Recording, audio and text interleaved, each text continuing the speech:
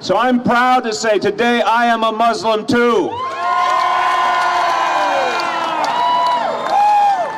I am proud to be associated with hundreds of thousands of good New Yorkers who make this city better all the time by the work they do in neighborhoods all over this city.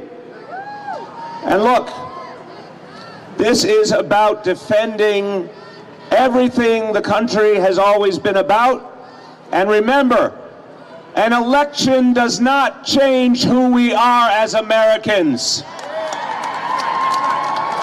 An election does not change our values.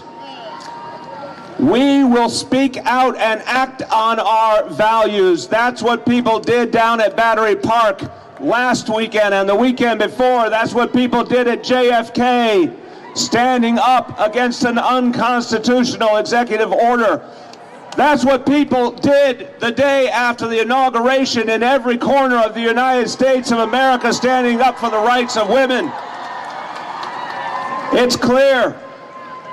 It's clear that we have power, every single one of us who believes in the ideal of a community that respects all faiths and all people. So I say very clearly to you, feel today, as you look around you, as you look at thousands and thousands of people gathered, feel your strength. Feel the power that comes with a democratic society and use that power to protect all the gains we have made.